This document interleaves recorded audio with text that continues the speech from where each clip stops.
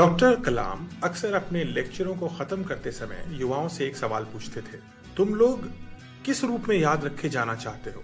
उनके इन वाक्यों से युवाओं में सपने और स्फूर्ति भर जाती थी। डॉक्टर कलाम इस प्रकार से युवाओं को सपना देखना, उनके बारे में सोचना और कठोर परिश्रम करने के लिए प्रेरित करते थे। मैं डॉक्टर कलाम से पहली बार 2008 में मिला, जब मैं IIM अहमदाबाद का स्टूडेंट था। जब वो हमें मिले तो उन्होंने हमें 15 ऐसे ऑप्शंस बताए जो हम अपने करियर में ले सकते हैं।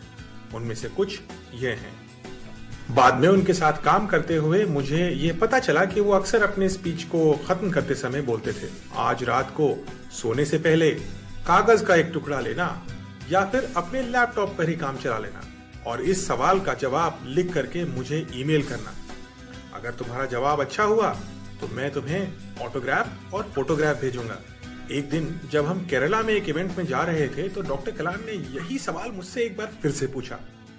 इस बार मैंने सोचा कि ये सवाल का जवाब देने की बजाय ये सवाल ही मैं उनके ऊपर वापस फेंक दूं। आज आप ऐसा क्यों नहीं करते? इस सवाल का जवाब आप ही दे दीजिए। आप किस रूप में याद रखे जाना चाहते हैं? थोड़ी देर शांति छा गई। अब मैं आपका सवाल आसान कर देता हूं।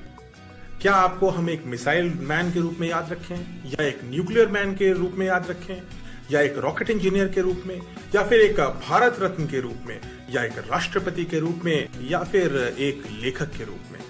मुझे लगा कि इन ऑप्शंस के जरिए मैंने उनकी जिंदगी में जितने भी सफलताएं थी उनको कवर कर लिया था, पर शायद मुझे डॉक्टर कलाम के बारे में पूरी जानकारी नहीं थी। तुम्हारे सारे ऑप्शंस गलत हैं। मैं स्तब्ध रह गया, दिमाग के घोड़े दौड़ाए और सोचा कि कौन सा आयाम था उनके जीवन का जिसको मैं भूल गया। सही ऑप्शन तुम्हारी लिस्ट में नहीं है। मैं एक टीचर के रूप में याद रखा जाना चाहता हूँ, यही मेरा लक्ष्य है। मेरे सवालों की कड़ी यहाँ समाप्त नहीं हुई।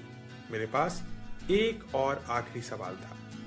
सर, ये पता कैसे लगे कि हम किस रूप में याद रखे जाना चाहते हैं? इस सवाल का उत्तर देना मुश्किल है क्योंकि ये हमेशा विकसित होता रहता है। बट मैं तुम्हें एक चीज बताना चाहता हूँ। एक डायरी या एक नोटबुक लो, उसको एक नाम दो, कुछ ऐसा जिसको तुम अपने हृदय के पास रख सको, और आदत डाल लो।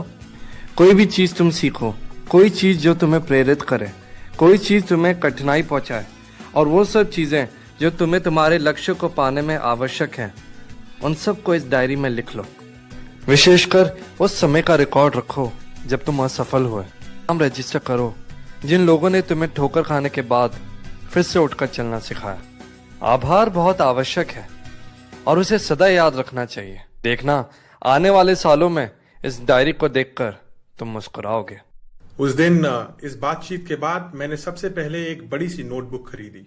मैंने उस नोटबुक में अपने सपने और अपने लक्ष्य हमेशा लिखे, और इस नोटबुक का नाम मैंने अपने हृदय के करीब एक नाम से रखा। मैंने उसका नाम रखा मेरी कलाम डायरी।